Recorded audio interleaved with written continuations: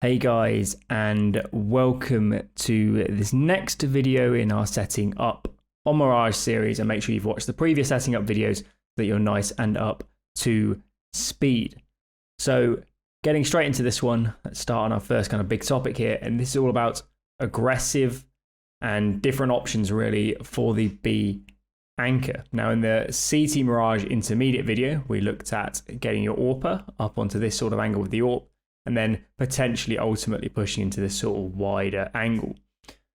Now, at the kind of top level of professional play, in terms of AWPing around this sort of area, it's quite common actually that they have the B anchor as the player picking up the AWP and then moving into double AWPing on that CT side with perhaps the other AWPer playing around window or connector early or something like this.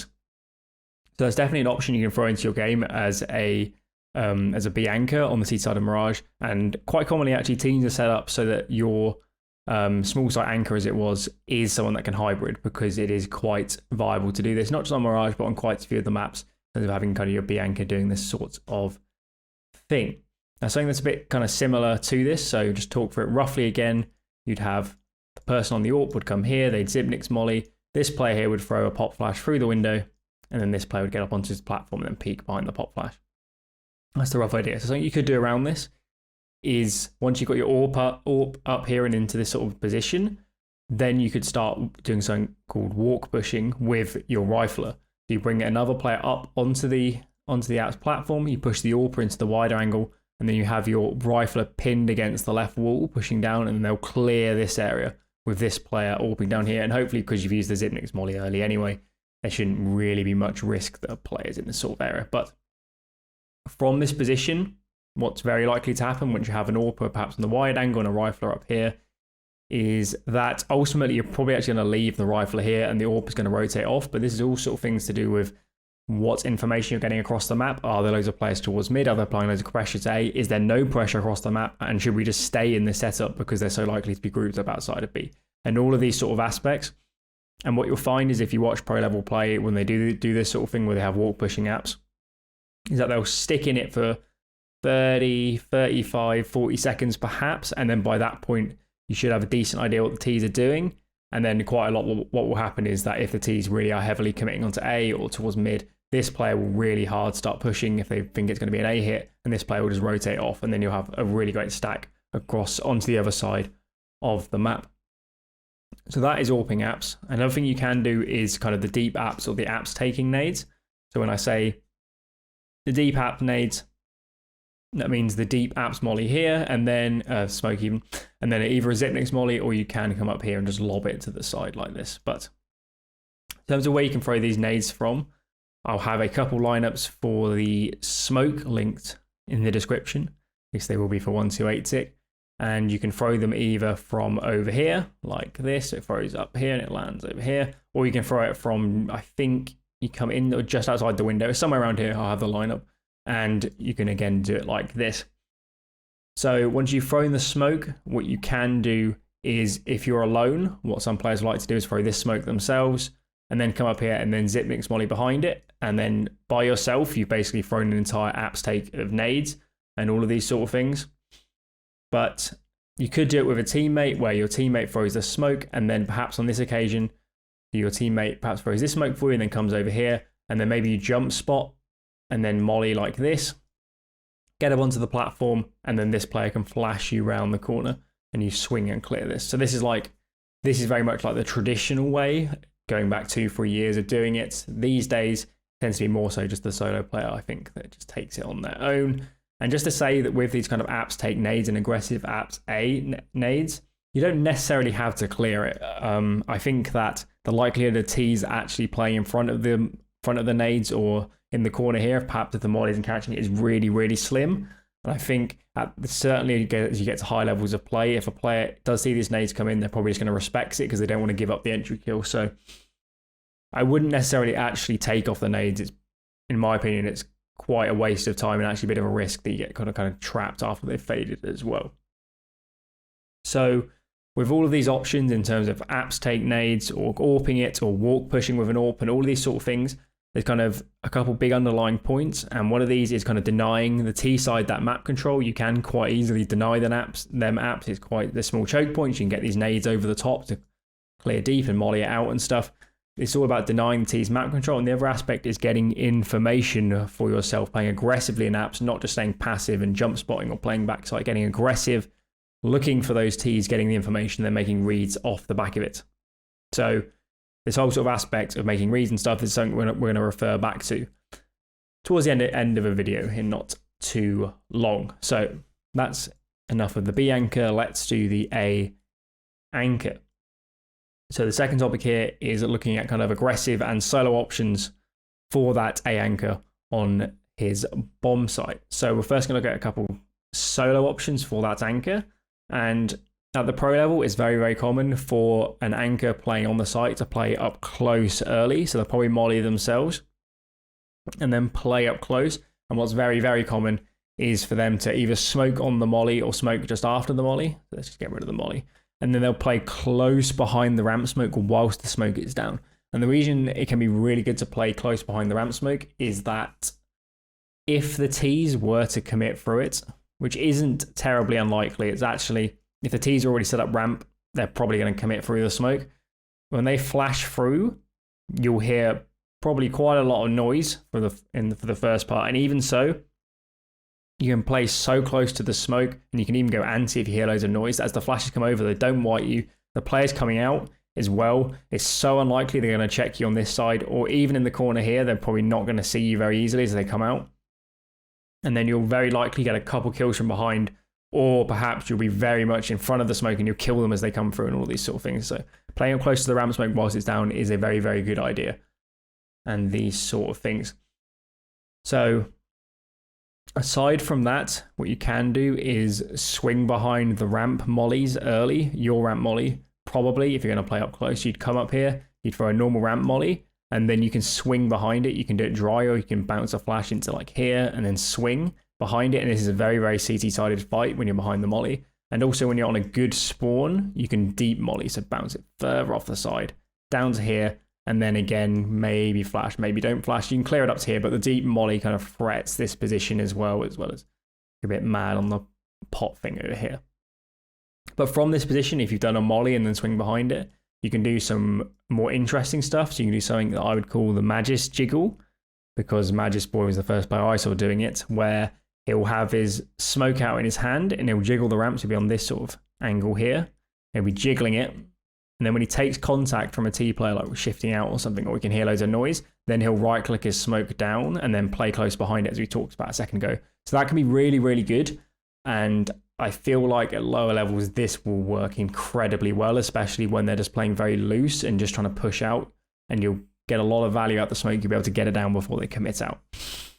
So that's a really good idea. But with just swinging behind the ramp molly early, it just gets you some more information, lets you see down here, and it just means you can delay that smoke onto ramp a little bit longer and essentially buy more time where you can afford to kind of risk to stay solo on the site. And that's what we're going to kind of talk about now. Let's talk about some kind of theory about the A anchor playing solo on site. So let's just say the A anchor's like this behind his molly, is smoke early, and we're just in a normal we're on the normal free mid with the B anchor around here. Something doesn't really matter, but safe to say in this setup there's only one player near the A bomb site at the moment, or actually on the site itself. So playing like this as the A anchor is definitely a risk. Whilst the ramp smoke is down, that mitigates a lot of the risk because you can play close behind it and stuff and not be at all exposed to Palace if you're up here or something. But once that ramp smoke is gone, if the T's were to just contact out, you're in a lot of trouble.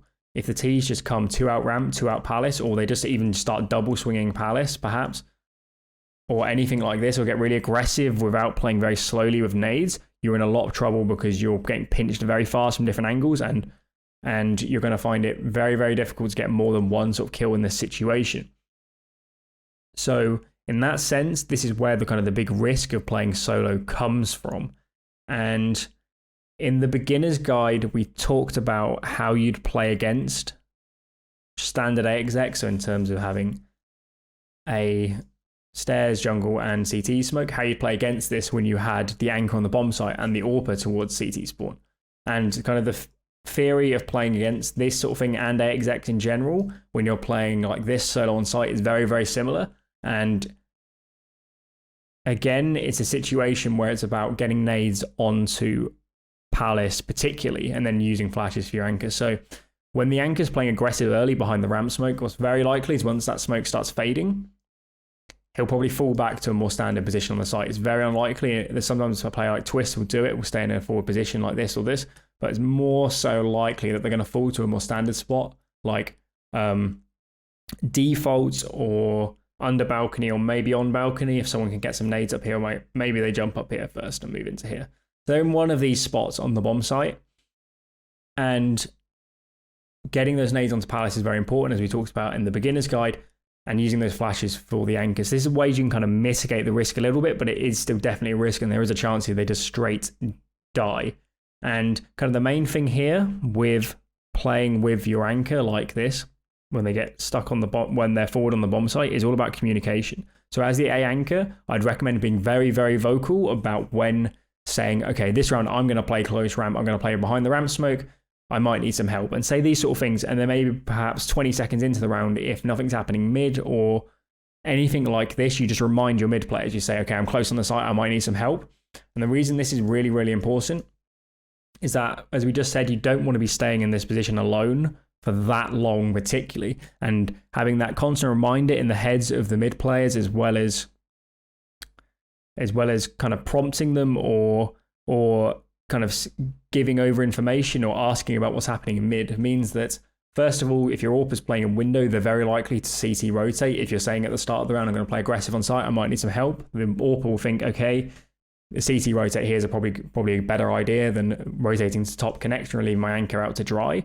And also, your mid players will be leaning less towards mid, particularly your connector player won't be sitting like down here. They'll be here around spotting Palace for you, or they'll be around top stairs getting their nades ready to help you out and all these sort of things. So having really good comms is very, very helpful when you're playing up close on the bomb site. You don't want to get isolated and not have people in a position where they could help you very quickly and all these sort of things. And when in doubt, as the A anchor, about where to play or whether you should or shouldn't be playing aggressive on the bomb site, kind of when in doubt, just play retake. It's definitely the safest way to play. And if anything weird's happening mid, where your team's mid pushing or anything like this, just play retake. It's so much safer to play retake than push up onto the bomb site when you have no players near to help you out. So that's kind of the second big topic. And the final topic entirely for our setting up guides for CT Mirage is all about leaning away from the B bomb site. And this can happen during the early round, this can happen during the mid round, this can happen during the late round. Just to do this, we're going to look at a nice simple example of a round you could run where you're leaning away from B. So what we're going to do here is we're going to play a close ramp bait with an AWP and a rifle. So it's a bit like just swinging ramp on your molly. You're going to send your rifler and your AWPer over here. You'll probably molly ramp like this, flash behind it, and then these two players will double swing. The AWPer will hold this sort of angle, and the rifler will swing out wider. And in the end, once this, you could deep molly as well, and then we'll clear out this sort of angle, and then you could fall into this sort of position and play this sort of setup. So this if T did come ramp, that takes first contact. The second T player, this guy's dead. Second T player comes in and this player kills him. So that's a close ramp setup.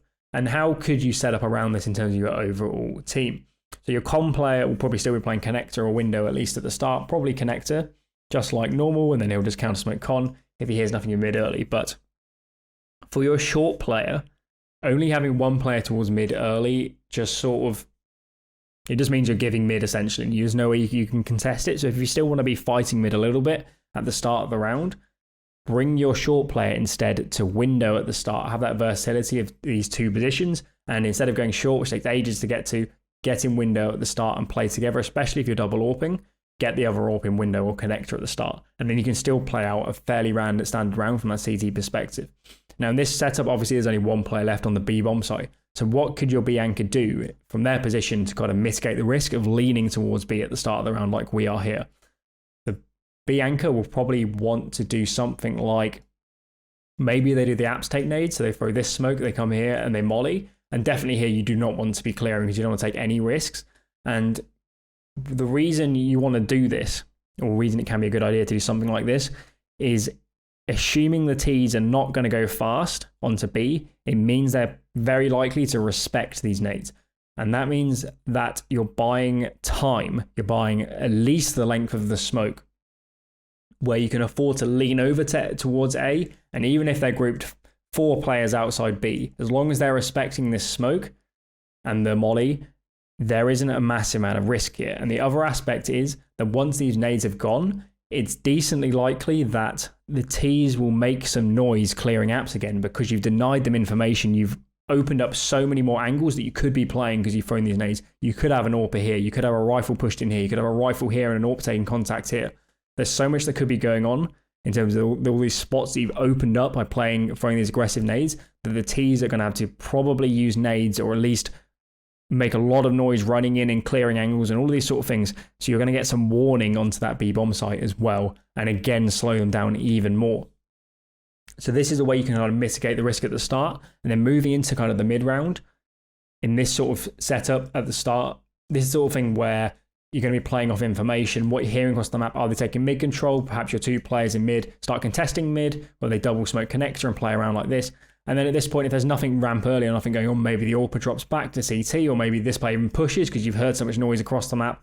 And then maybe you even end up the round in a standard sort of B setup with maybe the AWPer out here and the rifle here. And these players fall to playing double on site or something. I don't know. Something like this, but again, this is an aspect where we're leaning this way early and then we're going to rotate off information or all of these sort of things during the mid round and hopefully be in a good setup by the time they do hit a bomb site and we're getting information the whole time that this is going on. Okay, so that's kind of just one example of what we're really talking about here. Let's talk about kind of leaning away from mid during the mid round, leaning away from B during the mid round and the late round. So as we've already talked about already with getting that AWPer onto this angle or the wider angle over here, this is just a really great example of how you could get information onto apps during that mid or late round. You can see all the way in here, you can see all this information, and you'll get a chance to take a shot before they can commit onto the site, buy a bit more time for your rotate to come in, all of these sort of things. And something you can do around having an AWP in this aggressive angle is that if you're playing aggressively on apps with potentially a rifle as well, you open up the possibility for your short player to not be so committed to playing close to apps or close to the bomb site. So if you're in a forward position like this, your short player could be playing a ladder with decently low risk because this guy will buy time for someone else or even them to clear some stuff and get back around. It just makes it much less risky. And let's say you are playing the short player in here and we're playing a standard retake A sort of setup as we've talked about plenty of times like this.